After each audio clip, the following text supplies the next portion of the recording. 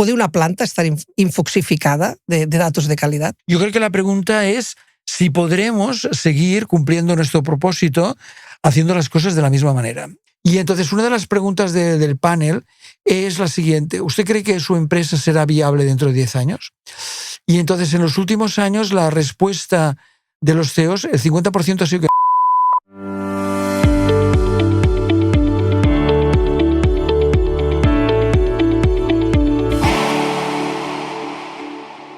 Transformar organizaciones no es solo sumar herramientas. Es cuestionar inercias, es detectar oportunidades antes que otros lo hagan por nosotros. Es entender que en entornos cambiantes la ventaja no es hacer más, sino pensar mejor. En planes estratégicos hay algo que marca la diferencia, que es la curiosidad. La curiosidad por hacernos preguntas nuevas. La curiosidad por leer mejor el contexto, por no caer en esa innovación vacía que realmente no hace que no se transformen cosas. Es por este motivo que hoy tenemos aquí a Alfons Cornella, físico, fundador de Infonomía y del Institute of Next, autor de más de 40 libros de innovación, y también la persona que ha ayudado más a muchas empresas a pensar en el futuro, a construirlo, a imaginarlo con criterio, con visión, con sentido. Bienvenido, Alfons. Es un placer tenerte aquí en Quality Talks. Muchas gracias por venir. Gracias por invitarme. Espero ser de utilidad, de alguna forma. Hace 25 años escribías que la empresa es información. Uh-huh. Ha llovido mucho. Hoy en día ya no solo información, sino que generamos en las plantas productivas millones de datos. ¿Crees que hemos aprendido a convertir esos datos en decisiones o acumulamos información sin sentido? Yo pienso que depende, es decir, que es muy difícil hoy hablar en términos generales de las empresas hacen tal o cual cosa. Hay empresas que lo hacen y empresas que no. O sea, yo creo que la gran diferencia hoy en las empresas está justamente en esa seriedad en el uso de la información para convertirla en inteligencia. Entonces ahí no creo que se pueda hacer un promedio y hay empresas que han construido una base diferencial justamente por utilizar mejor la información que tienen, ¿no? Y otras que consideran que no tienen tiempo para manejar esos datos y que el negocio les puede aguantar mucho tiempo haciendo más de lo que están haciendo ahora, ¿no? Entonces, yo creo que en ese sentido, si me permites cambiar un poco el enfoque de la pregunta, lo que nos deberíamos preguntar es cómo les va a los que van haciendo lo mismo de siempre sin utilizar muy bien los datos, ¿no? Y cómo les va a los que adaptan lo que hacen a la situación del mercado, de los competidores y sobre todo pues de los clientes, ¿no? Y cómo esa adaptación hoy es muy difícil de hacer si no tienes una información de calidad que puedas utilizar como un sensor, ¿no? O sea, cómo sensorizas lo que hay a tu alrededor para poder responder aumentando pues la eficiencia y sobre todo el valor que aportas a un cliente, que es por lo que te va a pagar, ¿no? Tanto depende.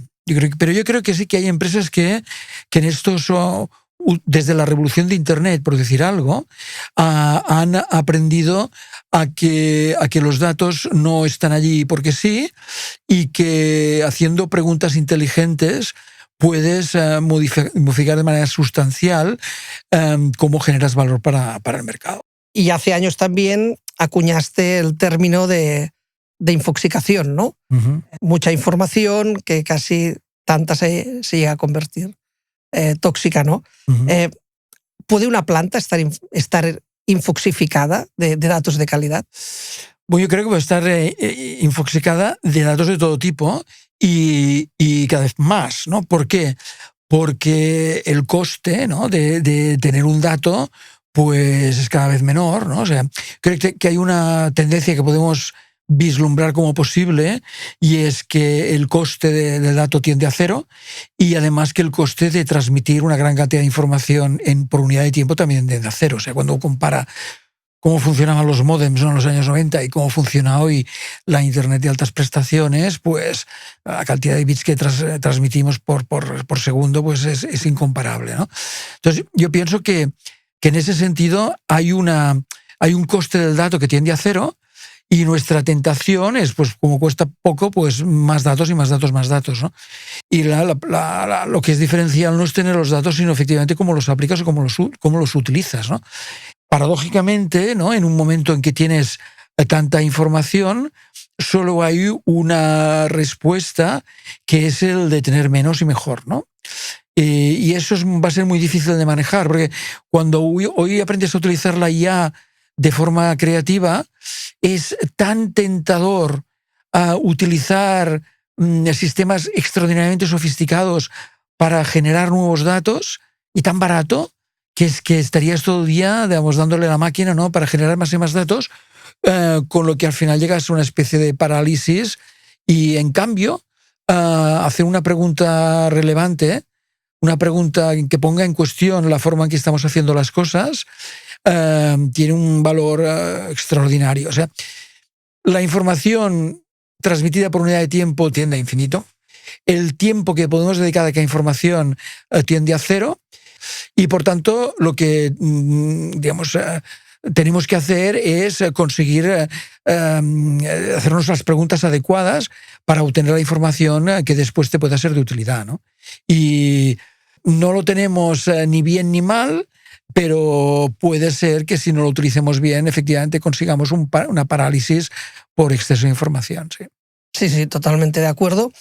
Sí que es verdad que considero la experiencia, lo que vemos el día a día, es que hay mucha información cada vez más, quizá mucha información de procesos productivos, proporcionalmente hay poca todavía de calidad como tal, ¿no? Y confío pues en que esto será un poco igualando, ¿no? Porque al final tenemos que tener tanto información de parámetros, de procesos, como de calidad, ¿no? Sí, en este sentido, yo, por ejemplo, cuando he estado viendo estas últimas semanas vídeos de las nuevas fábricas chinas, ¿no?, que son un paradigma industrial totalmente diferente. Yo, por ejemplo, a los que nos están escuchando ahora, les sugeriría que vieran algún vídeo sobre la nueva fábrica de CATL, ¿no?, que es el fabricante chino de baterías más importante del mundo. Una planta, una cosa realmente de otro mundo, totalmente automatizada. Lo que llaman las dark factories, ¿no? Sí, no hay ni un humano allí, y no tiene por qué haber ni luz. No, pero me refiero a que, digamos, esas factorías muestran un futuro en el que la precisión es extraordinaria, es decir, la posibilidad de error es absolutamente cero, y eso genera un nuevo reto, que no es el reto de tener datos para ver cómo funcionan las cosas, sino tener datos para conseguir una excelencia absolutamente suprema, ¿no? Entonces, es un salto muy significativo. Ya no es, tengo mi fábrica, hago mi proceso, tengo datos para mejorarlo, sino que el juego va de tener una planta totalmente automatizada con una producción perfecta, y eso no se puede hacer sin unas capas de inteligencia, en donde la inteligencia humana todavía es muy importante, que permitan mejorar eso de manera progresiva, ¿no? Es decir, que el salto no es lineal. Para mí se produce un salto muy claro entre datos para facilitar nuestro proceso actual de fabricación, a datos para conseguir una excelencia Six Sigma en un proceso de fabricación. Y eso es una era totalmente nueva, totalmente inviable, sin una capacidad de proceso y sin una inteligencia artificial que sea capaz de extraer consejos de esos datos que tienes acumulados. Yo te voy recordando lemas, cosas que has acuñado, ¿no? Otro lema tuyo es desaprendo, luego existo. Lo encuentro muy, muy acertado, me gusta. En la industria manufacturera, es un sector con una cultura muy arraigada a siempre se ha hecho así, ¿no? El lema del siempre se ha hecho así, seguimos con el papel, seguimos con el Excel, que no deja de ser el papel 2.0. ¿Qué es lo primero que deberíamos desaprender? en la industria? Yo que primero tendría mucho respeto porque yo no he dirigido nunca una fábrica y tengo una fascinación por la gente que lo hace y creo que tiene un mérito extraordinario. Es decir, que lo último que quiero hacer es venir a dar consejos a alguien que lleva años haciendo que una planta funcione. Por lo tanto, mi mayor respeto y que se tomen con pinzas lo que voy a decir, ¿no? Pero yo creo que la pregunta fundamental a hacerse, aunque la fábrica funcione muy bien y esté cumpliendo sus objetivos y vaya progresando, y la calidad está para eso, ¿no? Para que cada vez lo hagan mejor. Yo creo que la pregunta que habrá que hacerse es si podemos cumplir, ¿no?, con nuestro cometido, con nuestro propósito, haciendo lo mismo de la misma forma. Es decir, yo creo que esto de nuevo no es lineal, o sea, aquí hay saltos muy importantes y de golpe la aparición de la IA o de la robótica o de la mezcla de las dos cosas, los cambios en los modelos energéticos que vendrán de aquí nada, cambio de costes, competencia internacional, etc. Fabricar bien a la primera porque los costes energéticos se nos comerán. Exacto, ¿no? O sea, bueno, en algunas partes la energía será cara, en otras será muy barata. O sea, está clarísimo que esto va a ser un factor geoestratégico. Por tanto, desde el respeto que digo a la industria, yo creo que la pregunta es muy trascendente, es si podremos seguir cumpliendo nuestro propósito haciendo las cosas de la misma manera. Y por tanto no es una innovación, no es una transformación porque sí, porque ahora toca y porque hay que ser un poco modernos, ¿no? Sino que a lo mejor la pregunta es, no podremos hacerlo igual, ¿no? Y si no hacemos cambios sustanciales.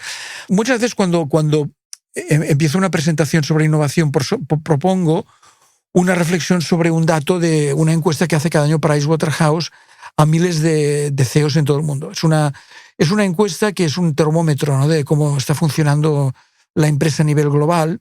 Se pregunta directamente a los CEOs, que se hace desde hace 20 y pico años. Y entonces una de las preguntas del panel es la siguiente: ¿usted cree que su empresa será viable dentro de 10 años? Y entonces en los últimos años la respuesta de los CEOs, el 50% ha sido que no, cerca del 50%. Es decir, que la pregunta es: no, mi empresa no creo que sea viable de aquí a 10 años. Y lo dicen los CEOs, no la gente que trabaja en la empresa que se puede quejar de que está mal dirigida, sí. Sino los propios directivos. Pero la frase es esta: no creo que la empresa será viable en los próximos 10 años, si seguimos haciendo las cosas de la misma manera. Entonces yo creo que en ese sentido el desaprendo luego existo no es un capricho, sino es que no voy a poder continuar si no dejo de hacer cosas que funcionaban muy bien, porque el entorno es otro, hay otra tecnología, hay otros competidores, hay otras necesidades y necesito, cambiar. Y cambiar con un sentido, o sea, para poder cumplir mi propósito. Entonces, para mí el desaprendo luego existo es un lema que nos sirve para entender que la gestión que viene es adaptativa, es una gestión de no enrocarse, ¿no?, sino de ir manejándose, incorporando todo aquello que nos permita hacer mejor lo que hacemos. Y de nuevo, tampoco, esto no es aplicable a todo el mundo, porque hay gente que a lo mejor puede seguir haciendo lo que hace indefinidamente, suerte que tienen, pero por lo menos para muchos otros yo creo que merece la pena, es justo que se hagan la pregunta esta exactamente: ¿seremos viables dentro de 5 años? Y si la pregunta general, por ejemplo, de un comité directivo es de duda, es decir, dudamos, entonces hay que ponerse a trabajar a qué es lo que tenemos que cambiar, abrirse hacia el exterior, qué nuevas tecnologías nos van a transformar, quién ya está viviendo en el futuro. O sea, qué competidores ya están definiendo el nuevo paradigma de productos, de procesos, ¿no?, de maneras de funcionar, etcétera, y cómo aprendemos de eso. Si tuviera que lo dar importante, una síntesis, como mínimo, es saber que necesitamos, ser conscientes de que necesitamos desaprender, ¿no?, de que este negocio no será viable en X años. Y ese ya es el primer paso. Por eso digo que ahora es una pregunta muy relevante, que parece muy trivial, pero que no lo es, ¿no?, que yo propongo a comités directivos, es la pregunta si seremos viables dentro de X tiempo, y el X ponga el año que quiera, ¿no? En algunos casos son 10, en otros casos son 5, en otros casos son 3, ¿no? Pero esto es una pregunta que ya no es perder el tiempo. O sea, ¿qué es lo que no nos va a hacer competitivo en 5 años? ¿No? Y puede ser los precios, puede ser la gama de productos, puede ser nuevos competidores, puede ser los costes.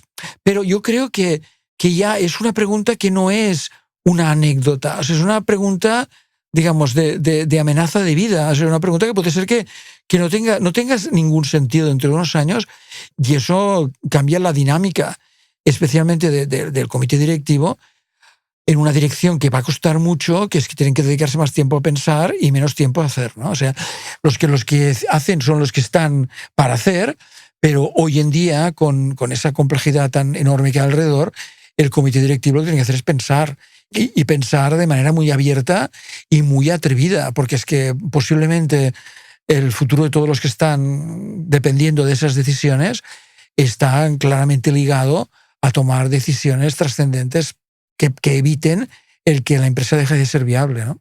Sí, y el que no lo vea, pues tiene claros ejemplos, sí, con Kodak, con BlackBerry, con Nokia, con infinidad de casos que se estudian en las escuelas de negocios, ¿no? Y que iban perfectamente bien y no supieron dar ese cambio, ¿no? Y yo creo que incluso en cualquier sector, o sea, no hace falta ir a los referentes, como dices, de revista, ¿no? Sino que en tu sector seguro que hay empresas que ya no existen, ¿no? Y yo me acuerdo hace unos años trabajando en el País Vasco, que había uno de los sectores interesantes allí, históricos, es el de manufactura de llaves, ¿no? De llaves, de las llaves físicas, ¿no?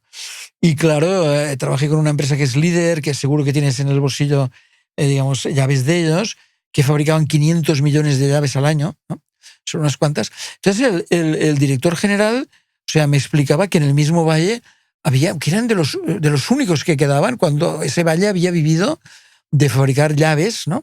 Durante muchos años, ¿no? Entonces, es un sector que no es high-tech, sin embargo, es un sector en el que las reglas han cambiado, y no son que tengamos inteligencia artificial en las llaves, seguimos llevando llaves, pero se hace de otra forma, el servicio, el modelo de negocio es otro, y si no lo has hecho, pues hay muchos que ya no existen. O sea, hablando que la reflexión a hacer, yo creo que es perjudicial el encontrar los ejemplos tan macro, ¿no? de los Teslas y los Kodaks de turno, sino como en mi sector, por muy fácil que sea, por muy elemental que sea, ¿quién hay en este sector que ya no existe y por qué razón, ¿no? Y seguro que encuentras ejemplos muy cercanos que te hacen pensar sobre qué tenemos que cambiar para poder ser viables, ¿no?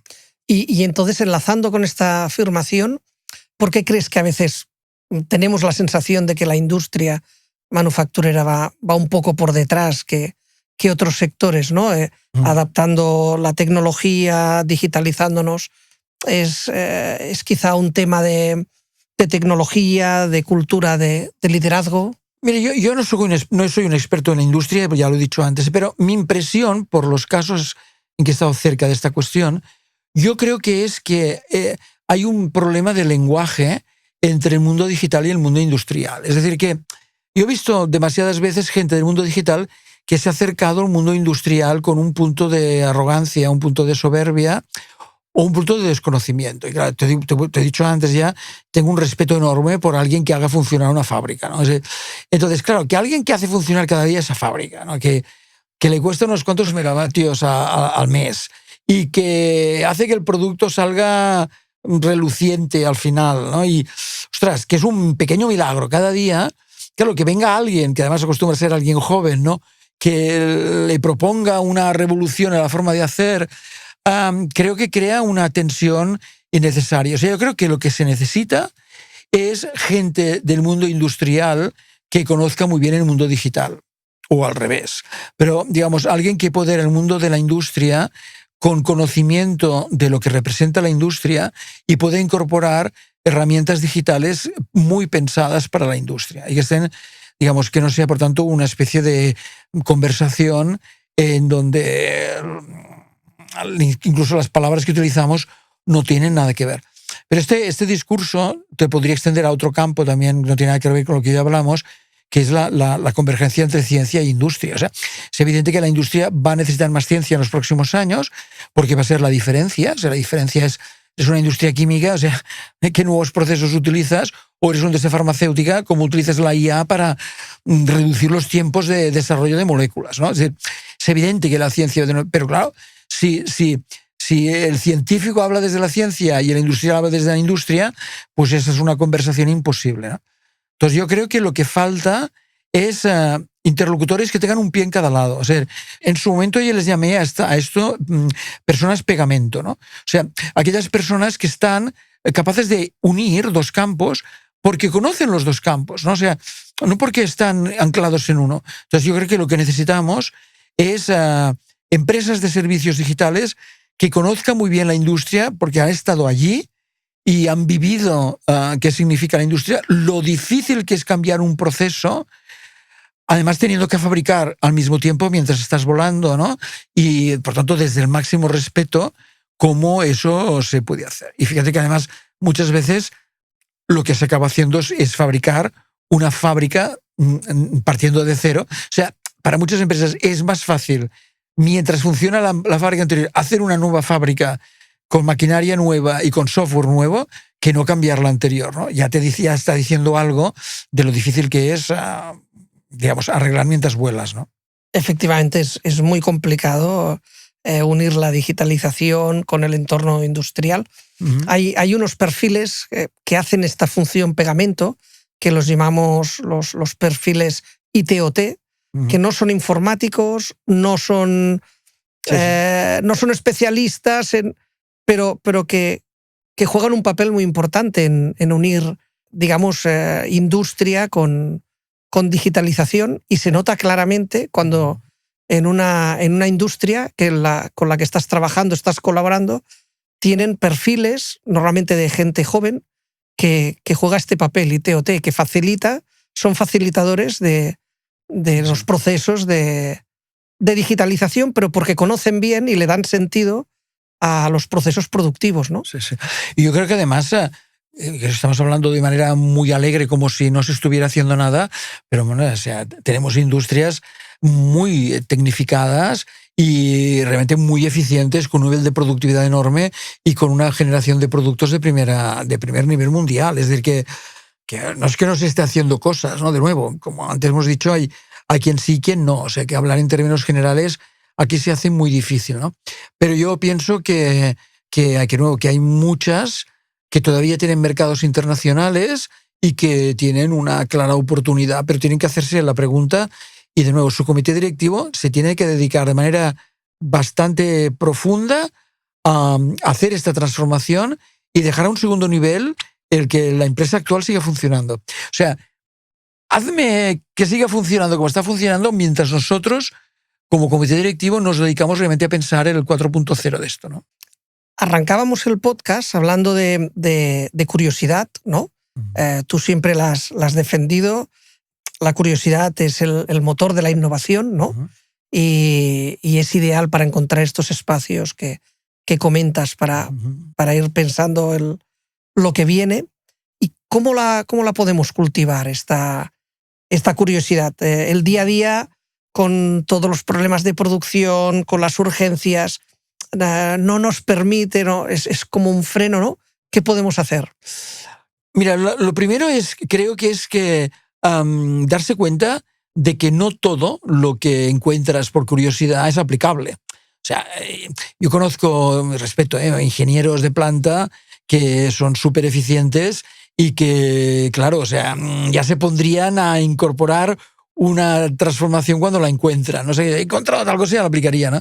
Y yo creo que lo primero que hay que aprender es que hay una destilación aquí que lleva tiempo. Es decir, que el resultado de la curiosidad es un espectro muy amplio de cosas de las que a lo mejor solo puedes aplicar algunas.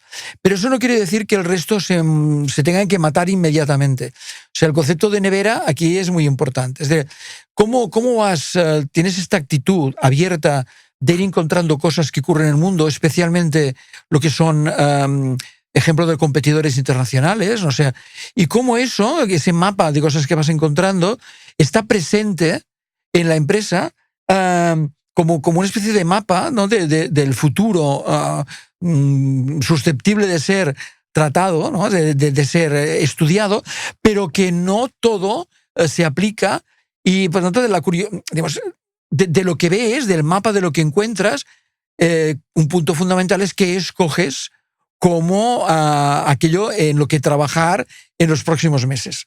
O sea, la dificultad está en la destilación. O sea, como de todo ese panorama, mira, cosas que podríamos hacer, esa curiosidad, ese abrirnos a ejemplos de fuera. O sea, abres la ventana, hay un mundo fuera que se están haciendo las cosas de otra forma, lo traes para adentro, ¿cómo eso lo destilas? Y eso yo creo que es un trabajo a realizar en la empresa, de determinar un modelo de, pues eso, ¿no? de peak point, ¿no? de cómo determinas, ¿no?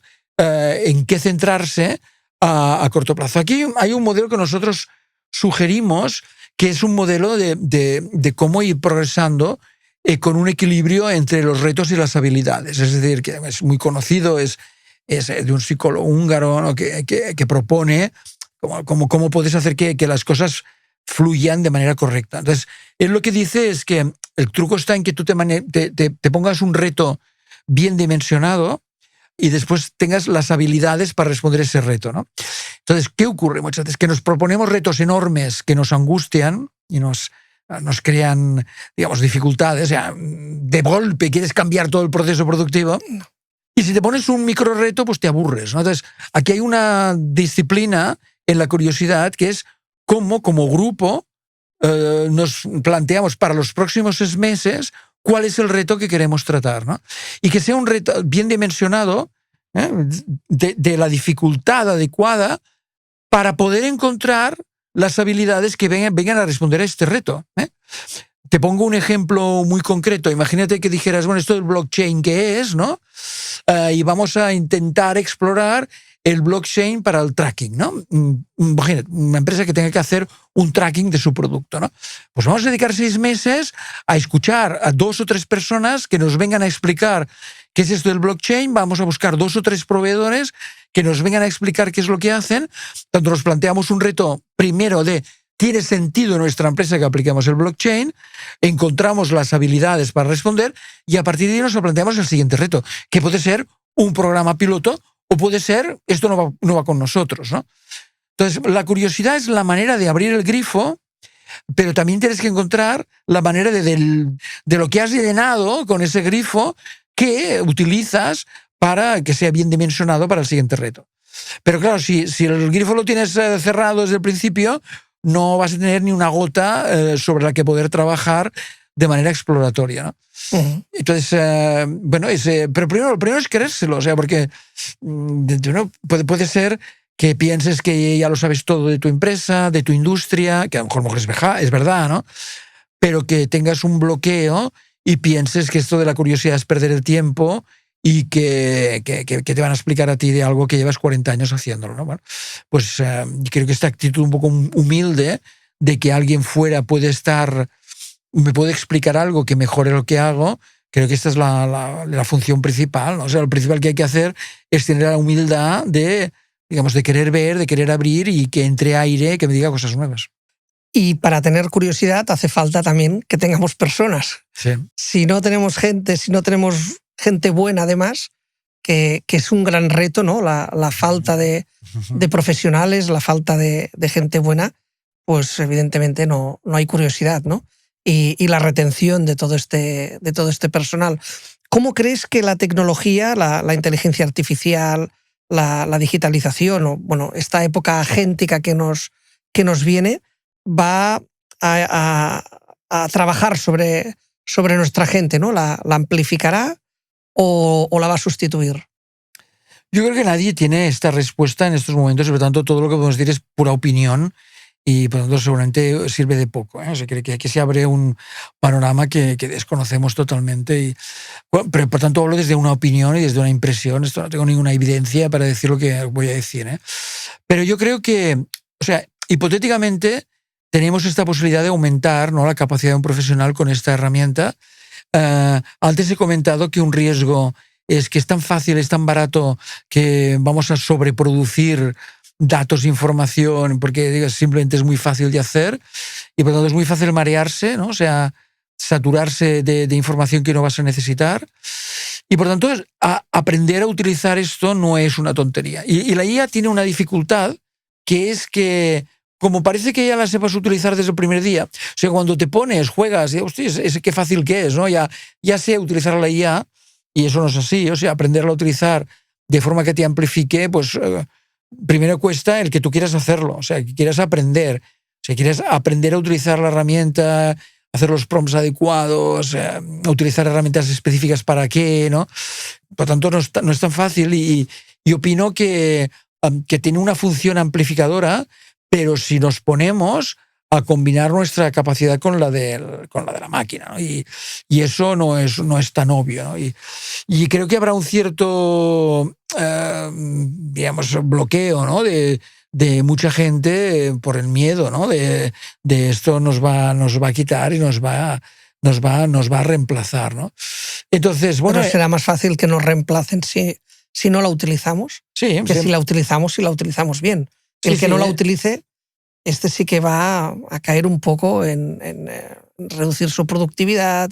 Sí, correcto, pero por eso pienso que la función innovación, ¿no? Aquí va a tener que cambiar de manera drástica. Te voy a poner un ejemplo que a mí me impresionó mucho. Estuve en Colombia hace un par de años y dando ahí un programa sobre temas de el negocio en la frontera, etcétera, etcétera. Y había el director de innovación de una empresa colombiana del sector de licores, que me pareció el director de innovación más inteligente que he conocido nunca en la vida, y que me explicó en qué consistía su trabajo ahora.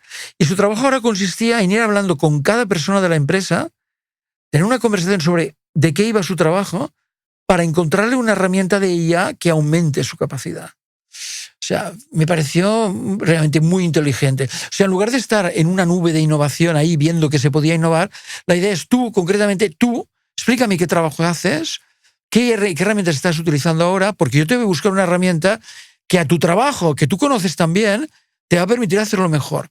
Entonces, fíjate que esta tarea quirúrgica, ¿no?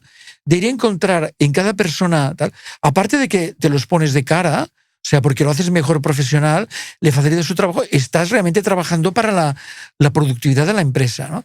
Entonces, yo pienso que lo que nos toca ahora es exactamente esto. O sea, porque cualquier cambio, al final, cualquier gestión del cambio tiene siempre una reticencia, pero si tú te ganas a la gente ya estás allanando el camino, ¿no? Bueno, yo muchas veces cito a William Bridges, que es el experto en gestión del cambio, digamos, históricamente, ¿no? El más conocido por sus modelos de en qué consiste el cambio. Y él dice una cosa que me parece que es trascendental recordarla aquí, ¿no? Como una frase es también, si quieres, sintética, ¿no? O sea, nos han vendido que el gran problema del cambio, de la innovación, es que la gente tiene miedo al cambio. Es una frase que hemos escuchado muchas veces.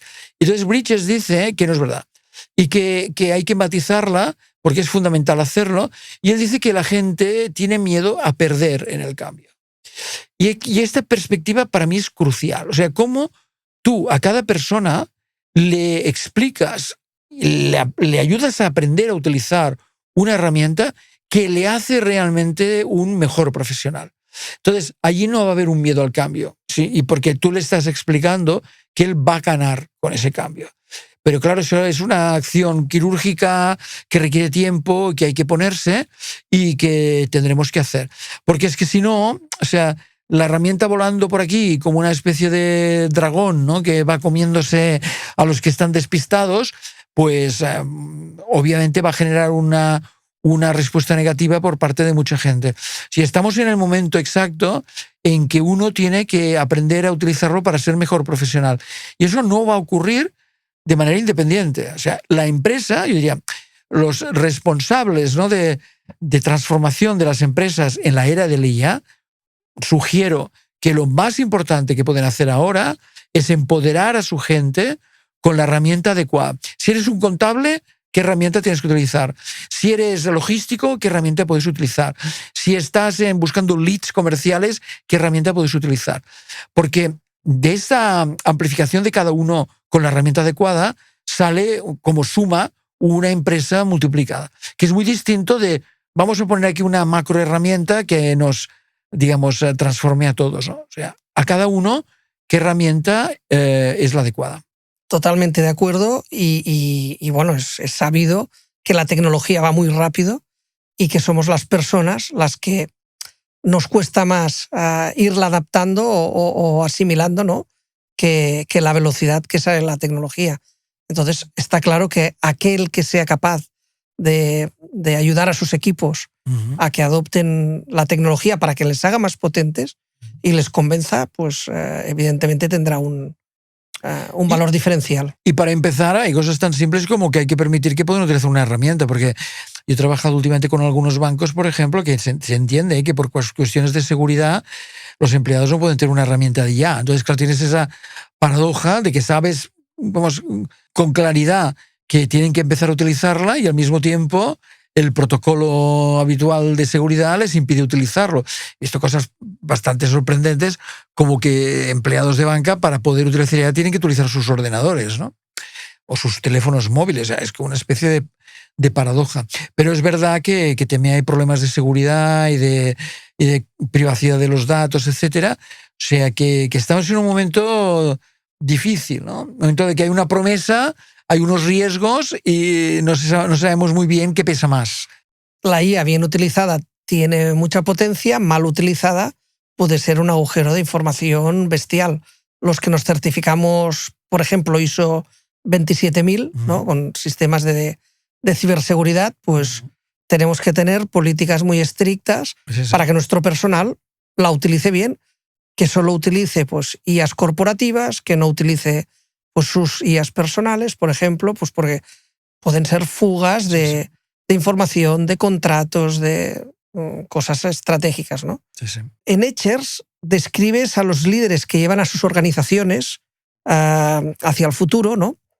Y ¿cómo crees que debería ser un Etcher? Aunque ya íbamos hablando de este concepto, ¿no? Pero ¿cómo debería ser un Etcher en un departamento de calidad? Bueno, en general lo que nosotros planteamos es que si tú defines una empresa o un departamento como algo muy determinado, con unas fronteras concretas, con unas reglas del juego, o sea, las cosas funcionan porque tenemos unos procedimientos y unos procesos, ¿no? Eso está muy bien para el hoy, pero tiene una dificultad que es el conformismo, ¿no? O sea, con que ya va y con que funciona, pues no lo toquemos, ¿no? Entonces nosotros lo que proponemos es que alguien tiene que vivir en la frontera de ese sistema y tener los ojos puestos afuera, porque hay nuevos procedimientos, nuevas tecnologías, nuevos ejemplos, nuevas necesidades. Entonces yo creo que no es tanto una cuestión de que, digamos, el principal responsable tenga que estar viviendo en la frontera, porque también tiene, evidentemente, pero que alguien en ese departamento tiene que estar muy atento a lo que ocurre fuera, porque puede ser que de repente haya un nuevo proceso, haya un nuevo software, haya un nuevo modelo de funcionamiento que tienes que explorar. Dicho de una manera sintética, mi impresión, de nuevo es mi opinión, pero es que la cantidad de tiempo que hay que dedicar a vivir en la frontera hoy es superior a la que teníamos antes y que se irá acercando al 50%.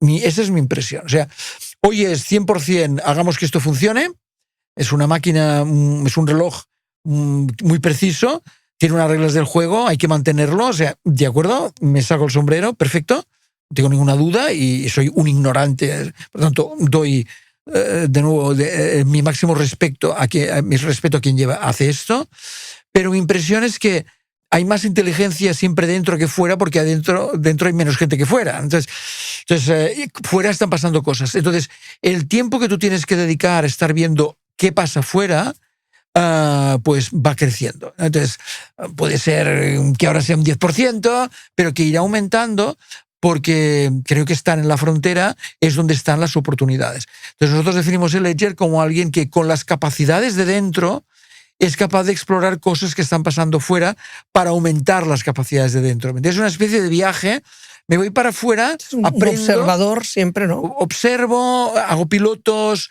exploro, propongo y transformo. Y nosotros proponíamos este modelo porque creo que después de tantos años de dedicarse a innovación, si algo hemos aprendido es que es muy difícil cambiar un sistema desde dentro, sobre todo cuando funciona.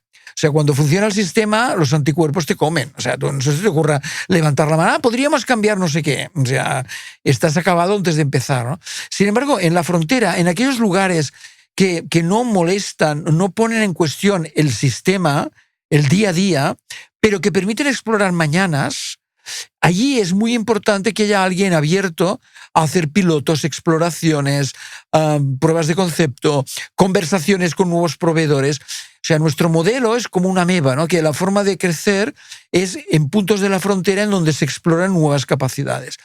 Que a lo mejor acaba que si la ameba es movible, que se amplía por aquí y se reduce por allá, ¿no? O sea, creo que lo mejor que puede pasar a algunas empresas es que dentro de 10 años no hagan nada de lo que están haciendo hoy, pero que han descubierto otros campos que son mucho más prometedores, donde hay mejores clientes y donde puede haber mejores márgenes, ¿no? Entonces, eso no lo vas a hacer si no tienes gente que viva en la frontera y que se les dé un poco de cancha para que exploren nuevas posibilidades. Aquí lo dices bien, que se les dé un poco de cancha, que el día a día no les coma, que tengan algo de tiempo, que no vayamos excesivamente justos de recursos y que todo el mundo vaya hasta aquí de trabajo y de urgencias, ¿no? Esto es básico. Pero voy a decir algo que es bastante, atrevido quizá y que nadie se atreve a decir, y es que en muchas empresas el trabajo está mal distribuido. Es decir, que hay unos cuantos que hacen más trabajo que otros. Es decir, que aquí el Pareto también funciona. O sea, hay un 20% de la gente que hace el 80% del trabajo en muchas ocasiones, ¿no? Entonces yo pienso que lo que tenemos que entender es que las responsabilidades se tienen que distribuir y tienen que ser exigibles. Es decir, que esto es un barco que depende de mucha gente, que cada uno tiene su función y la tiene que hacer muy bien. Y no tiene por qué haber alguien vigilando constantemente que eso se cumpla. Entonces, la única forma de poder sobrevivir todos es que haya gente inteligente pensando el mañana. O sea, si todos estamos solo manejando el hoy, tenemos los días contados, porque mañana es diferente. Has dicho una cosa muy importante, gente inteligente. Sí. Porque a veces he visto organizaciones que tienden a innovar al que le sobra tiempo. Sí. Y dices, quizá no es la persona o no es el perfil, ¿no? O sea, tienen que tener un perfil determinado, ¿no? Para que puedan... Bueno, yo creo que son equipos que tienen con personas distintas, gente muy resolutiva, gente muy rebelde, gente muy conectora, o sea, abierta a la tecnología. Son como equipos, ¿no? Nosotros hemos trabajado 7 perfiles del que debe tener un equipo Edger, pero lo que quiero decir a nivel macro, hablando así en términos muy generales y desde el máximo respeto de nuevo, es que la gente más capaz de la empresa debe estar definiendo el mañana, y el hoy que lo haga un segundo nivel con más autonomía y que exija a todos el que sea el trabajo bien hecho. Porque lo que no tiene sentido es comités directivos que están solo para manejar el hoy. O sea, es un riesgo enorme. Porque mañana no vas a utilizar la misma tecnología, vas a tener que estar en otros mercados, nadie te garantiza que las cosas puedan funcionar. Entonces, en ese sentido, la inteligencia tiene que ponerse a pensar sobre, digamos, dónde queremos estar dentro de unos años y no en manejar el command and control, no doy una orden y veo que se cumpla. O sea, es bastante absurdo dedicar la mejor gente no a pensar el futuro, sino a simplemente manejar el hoy. Me sigo refiriendo a tus publicaciones, ¿no? Y desde Ecosociety defiendes la intersección entre sectores como fuente de innovación. Uh-huh. ¿Qué puede aprender la calidad industrial pues de la salud, del software, de la logística? Bueno, no te sé responder esta pregunta porque yo creo que cuando nosotros hicimos este proyecto, el objetivo era crear condiciones para que hubiera conversaciones, ¿no? Y a veces resulta que en un sector tú das prioridad a algo que otro no le da, ¿no? Y yo qué sé, por ejemplo, en el sector industrial puedes darle mucha prioridad a la gestión de la calidad y en otros sectores a lo mejor no es un tema tan fundamental y sin embargo es mucho más importante la gestión de las personas, ¿no? Es decir, por poner un ejemplo, el mundo de la consultoría, el gran problema es el talento, no la gestión de la calidad. O sea, el problema es que tengas gente capaz que puedas poner para vender un producto, ¿no? O sea, y en otros sectores muy procedimentados, pues efectivamente la gestión del proceso y la calidad del proceso es crítico, ¿no? Yo pienso que lo que uno puede aprender siempre de otro sector es que el mundo no acaba en su sector. Es decir, que no, por mucho que tú tengas que tienes las gafas de mirar el mundo, que las mira de determinada manera, hay otras maneras de ver el mundo y de incorporar, digamos, cosas, ¿no? Pero no me atrevería a decir de manera taxativa que puedes aprender de otro sector, pero tampoco puedo negar que estar abierto a cómo lo hacen otros puede ser de utilidad. De nuevo, volvemos a lo de antes. ¿Cuánto tiempo dedicas a abrir la ventana y que aire fresco, ¿no? O sea, si en todo un año tú no puedes encontrar algunos momentos para aprender de otros, lo que hacen en otros campos, y estás encerrado en tu cueva, pues tienes realmente, creo que un problema, ¿no? Y bueno, en este proyecto aprendimos que tú puedes estar en un hospital y aprender mucho de una empresa de gran consumo, ¿no? O puedes estar en una empresa de gestión turística, por poner otro ejemplo que recuerdo, y aprender mucho de una empresa que hace bicicletas. Es decir, que al final es, de nuevo, lo más importante es la voluntad, ¿no? De aprender y el tiempo que dedicas a eso, que tampoco estoy diciendo. Y la actitud. La actitud, que dejes tu trabajo y te dediques a pululear por ahí, ¿no? Sino que lo que digo es que posiblemente puedes aprender de campos, personas, digamos, espacios de conocimiento que no tienen nada que ver con lo que tú haces normalmente, ¿no? Yo siempre he pensado que ir a foros donde se hable de calidad, pero con personas de diferentes sectores, esto sí que puede aportar mucho, porque puedes aprender de personas que están en calidad en sector farma, sí, en sector a lo mejor mucho más regulados, y puedes aprender cosas buenas y malas, ¿no? Y puedes aprender digitalización, puedes aprender cómo aplican según qué soluciones, y aquí sí que hay una clara mejora, ¿no? No, creo que subrayo lo que dices, que al final es una conversación entre gente que trabaja en calidad en distintos ámbitos, ¿no? O sea, no es tanto que vayas a buscar el director de producción o el director de marketing. No, creo que es una conversación entre personas que tienen unas sintonías, ¿no?, profesionales, pero que pueden tener esa actitud en otro campo ocurre algo que a lo mejor en el mío no estamos aplicando y podríamos aplicarse, sí. La IA generativa, los motores predictivos, los agentes que están viniendo, evidentemente todo es tecnología que está llegando, ¿no? ¿Cómo imaginas el control de calidad dentro de 5 o 10 años? Yo me lo imagino. A pesar de que no eres experto. No soy experto, lo he dicho, y por tanto, de nuevo, que me tomen. Estamos abusando aquí de. No, que no quiero en absoluto, digamos, aportar algo que sea contraproducente, ¿no?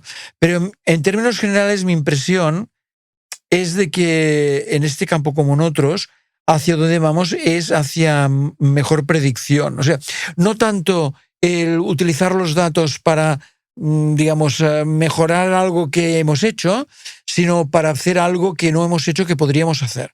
Entonces yo creo que esa, digamos, lectura del dato como sensor, o sea, que me está diciendo cosas que me permitan generar mejor valor, creo que es el camino. O sea, ¿me entiendes? Más que como alguien que certifique forensicamente, ¿no?, qué es lo que ha ocurrido, alguien que descubra una oportunidad.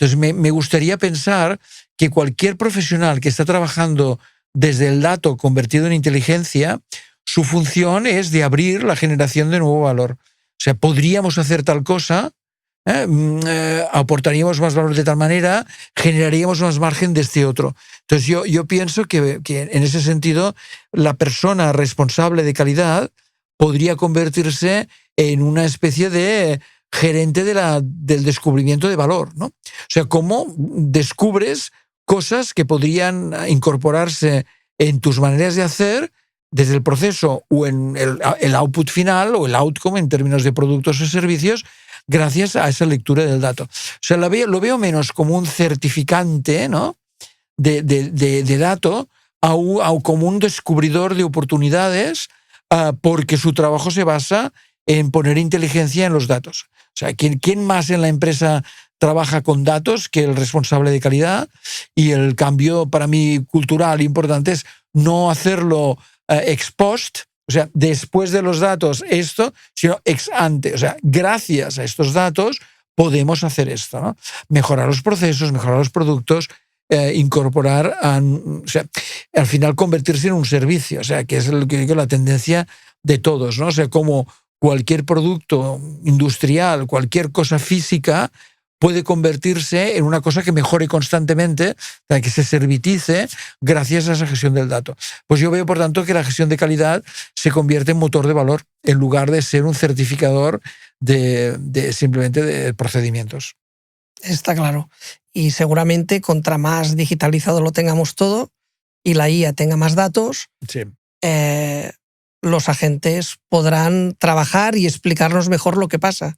Y aquellos directores, responsables, técnicos de calidad, yo creo que disfrutarán, honestamente, haciendo preguntas, haciendo aquellas preguntas más raras que a lo mejor hasta ahora no se nos ocurrían, ¿no?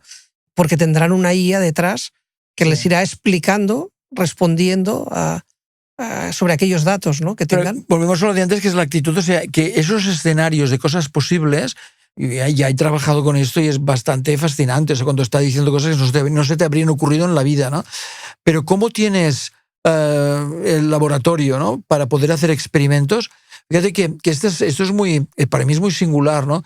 Que algo de lo mejor que ha hecho la humanidad, que es la invención de la ciencia, ¿no?, es algo que nos distingue y que nos da un poco de esperanza, ¿no?, en el futuro. El trabajar de forma sistemática para descubrir, ¿no?, cómo funciona la naturaleza y poder aplicarla a mejorar nuestra vida. Por tanto, la ciencia funciona desde el experimento. Y sin embargo, en el mundo de los negocios, hablar de experimentos, bueno, vamos, ¿cómo se te ha ocurrido utilizar esta palabra, ¿no? O sea, esto prohibidísimo. Yo creo que esto es una incongruencia, ¿no? Es decir, deberemos tener en los próximos años formas de experimentar con estas oportunidades que la IA nos descubre. O sea, nos descubre oportunidades, ¿no?, en términos de procesos, productos, servicios, mercados, y eso no quiere decir que tengas que ponerte a desarrollarlos ya, pero hay que explorarlos, hay que simularlos. O sea, el mundo de la simulación se abre aquí como un melón enorme de posibilidades, ¿no? Cómo podremos simular si ese producto tendrá sentido en el mercado o no. Incluso tendremos bases de datos de millones de avatares de humanos que nos dirán si ese producto les va a gustar o no. O sea, la simulación está, la idea del digital twin, ¿no?, en términos genéricos, como un instrumento para probar cosas desde el coste muy bajo, es clarísimo en el futuro, pero, digamos, tienes que manejar los datos, mejor dicho, las propuestas que te hace la IA en términos de cosas que podríamos experimentar, con un mecanismo de experimento para poder determinar qué incorporamos en el portafolio a corto plazo. Sin esa actitud de experimentar, pues esto no va a servir para nada, o sea, va a ser más bien marearte. Yo diría que, volviendo a la primera pregunta que me has hecho, aquí no hay análisis generales, habrá quien lo sabrá hacer y quien no. Entonces, desde mi punto de vista, mi opinión, también muy ponerla al rincón, ¿no?, desde la poca experiencia industrial que tengo, pero mi opinión es que quien sepa simular y experimentar constantemente con nuevos conceptos es el que posiblemente pueda adaptarse mejor a un mercado cambiante, caótico y complejo respecto a quien considera que ya lo que hace ya está bien y será perpetuo. Y ya para ir finalizando, ¿qué consejo le podrías dar a un propietario de una pyme, un responsable de calidad de una pyme? Porque en España tenemos infinidad de pymes en el sector industrial, ¿no?, que no tienen todos los recursos que querrían, que no, ni en tiempo ni en dinero, ¿no? ¿Qué le aconsejarías? Que si pudieses darle un consejo. Bueno, son dos personajes distintos, ¿eh? Yo no los mezclaría. O sea, el propietario es una cosa y el director de calidad es otra, que puede ser que acostumbre a ser el mismo, estoy de acuerdo. Muchas veces llevan el mismo gorro. Vale, pero yo diría, en términos generales, yo creo que quien tiene la responsabilidad de calidad, lo que tiene que aprender es a poner en valor lo que hace. Es decir, es un tema de lo que en inglés sería el storytelling, ¿no? O sea, cómo eres capaz de explicar que lo que haces no es rellenar una hoja de cálculo, sino que lo que haces es generar valor para el futuro. Entonces, ponerte en valor demostrando que lo que haces tiene valor. Y creo que el consejo es no dar por descontado que lo que haces tiene valor. No puedes darlo por descontado, aunque tú estés convencido de que es así. Tienes que explicarlo y tienes que evidenciarlo. Por lo tanto, mi recomendación es aprender a explicar historias, ¿no? Y a explicar la historia, o sea, tomar, venga, mira, tenemos estos datos, ¿qué hemos hecho con estos datos? ¿Cómo hemos transformado? Si lo hemos hecho, si no lo hemos hecho, ya mejor que encuentres algo en lo que lo hayas aplicado. O sea, ¿cómo conviertes eso que puede parecer como rutinario, aburrido, etcétera, ¿no? De datos, ¿cómo lo conviertes en realmente un generador de oportunidades de valor? Y eso es storytelling, o sea, cómo explicas una historia. Cuidado, que no estoy diciendo de explicar historias, ¿me entiendes?